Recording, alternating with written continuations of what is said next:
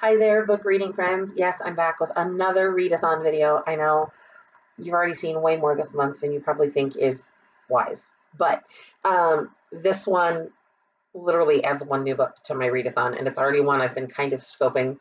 I use the term TBR adjacent.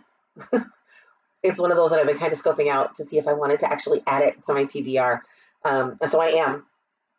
This is the Contemporaryathon, which takes place the 10th through the 16th.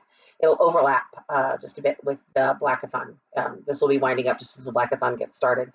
Um, so I will be reading a book to finish this one out and start Blackathon because there is a diverse book that I'm using for both. So I'm going to jump right into it. First book is green on the cover, and I'm actually using this to cover two prompts because it is only a week-long readathon, and I'm reading a lot of other stuff. So I'm going to kind of fudge it. These are meant to be contemporary books. This is Bless Her Dead Heart, and you can't see it very well. Oh, maybe they're a little bit better. The lettering is all kind of a seafoam green by Meg Collette. This is also covering the New to You author. This book was actually gifted to me during in December by my daughter, Margaret Adele. And it's been on my TBR. I've meant to read it a couple of different times. Life got in the way. But it's on like every readathon I'm doing this month. So it's going to get read, I promise. Next is Diverse. Read a diverse book. This one is a part of this is the one I will read right at the end. I'll start this one on the 15th for the Contemporaryathon because that's the first day of the Blackathon.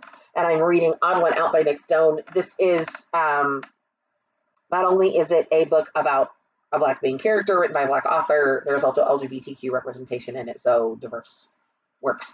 Backlist.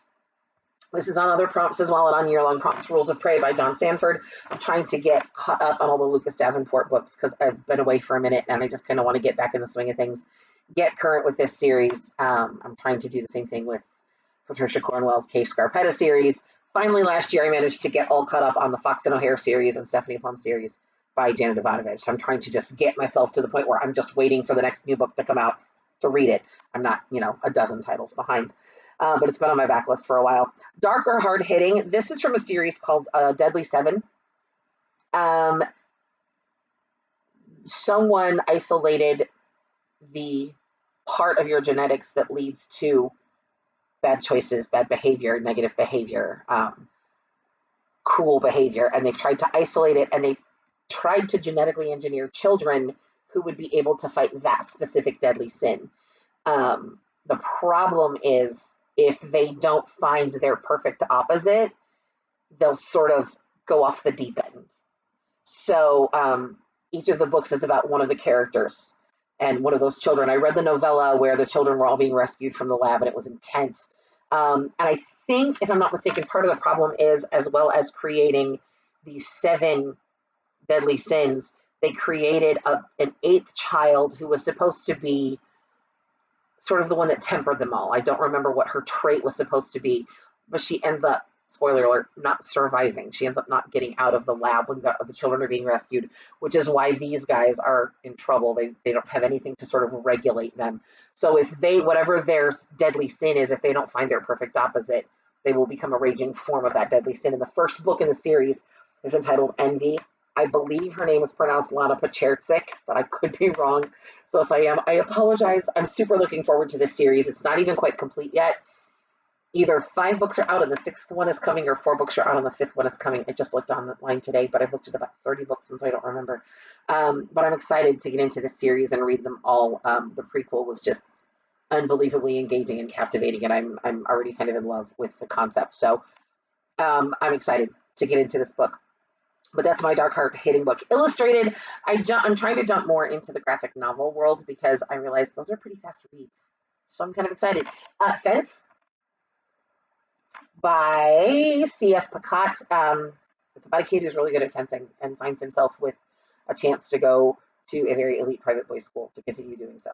I believe there is some LGBTQ rep as well, which again leads to my more diverse reading, more diverse authors plan for the year. So really trying to beef up my graphic novel exposure this year, which can be hard to do because I'm not necessarily into the really bizarre fantasy graphic novel worlds. So finding ones that allow me to sort of dip my toe in without feeling like I'm falling off the cliff has been a challenge. This last prompt calls for you to read a book that is beloved by another person in the book community online, whether it's a booktuber or a bookstagrammer or whatever. And I looked at several videos. I went to several best of videos or my top favorite books in 2019, whatever. It's really nice that this is happening in February because all of those videos are still out there. My favorite books in 2019, my best surprises in 20, whatever. Um, and this one has kind of set TBR adjacent for a while. It's been made into a Netflix series. I've been told by several people the book is very different than the series. Um, it's entitled You by Caroline Kepnes. It's a Netflix series that's caused a lot of people to sort of not really be sure what to do with the story. So I'll be interested to see what I think of it. But it came highly recommended by Becca from Becca and the Books. So I think it was one of her top 3 books in 2019. So, and I love a good thriller, so I'm here for this. So shout out to Becca for being the one who caught my eye with one of your favorite books of the year. So that's my Contemporaryathon. I am also participating in Blackathon, which runs the 15th through the 21st.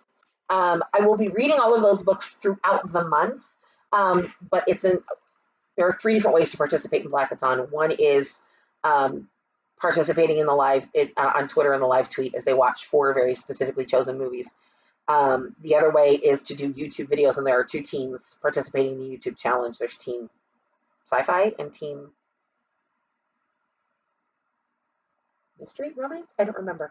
I'm not doing the YouTube challenge, so I don't remember. I'm doing the Instagram challenge, which basically is just I have a week and I have to post pictures on my Instagram every day of the books and hashtag and give shout outs and all that kind of stuff. I will be reading them all throughout the month, but I'm posting the pictures on that week. And then I'm also participating in the To Be Continued Readathon, which is very structured, and I have to go through very specific levels to keep moving forward. That will stress me out, but I'm okay. I'll be fine. I'll be fine. I'll be fine. I'll be fine. I will be fine. I really will. I'm also doing the Contemporary Reading Challenge all year long, which has put one Latinx author on my read list for the month. And then I'm doing the Valentines Readathon in February. Basically, almost all of those books are in my other TBRs, but it literally is just a chance to share book love. It's not meant to be a sappy romance kind of thing. It's meant to share our love of books and the book community online and authors and writers and booktubers and bookstagrammers and things. So I'm excited. I've got a lot of reading to do this month. I have a friend who knows about all this reading, and she's like, it's your busiest season of the year. Yeah, February to April is my busiest season of the year, hands down. Marching season's busy, but I'm the color guard coach, so there's a head band director to carry the majority of the weight. I just have to take care of the color guard. I'm entering musical season. Auditions start Monday. I'm filming this on Saturday. Auditions start Monday, the 3rd. Rehearsal starts the 10th. I also have a concert to direct the weekend of the 15th, so those are going to overlap for a week. But yeah, we're into 9 hours of rehearsal a week for the musical, on top of accompanying the choirs, and it is my busy season, but I keep saying this to people. One of the things I've learned about myself, I was diagnosed with cyclothymic disorder back in October, which is very, very high functioning bipolar disorder.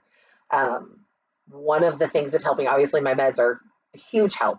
Talking to a counselor every couple of weeks is a great help. But one of the things that I have discovered is taking care of myself. Self-care, those things I do just for me, is vital, because I let that slide for a few days and it wasn't good. It wasn't good. I had a really hard time keeping it together. And I got back into reading. I didn't want to do anything for a couple of days, but I got back into I made myself sit down and spend 10 minutes. I'm like, you can spend 10 minutes reading. Well, all of a sudden 45 minutes had gone by. And I did the same thing again the next day for 20, 30 minutes. And suddenly I'm back into reading and I'm passionate about books again. And interestingly enough, my mental health was getting better. I think there's a connection. So I've learned that reading is a vital part of my self-care.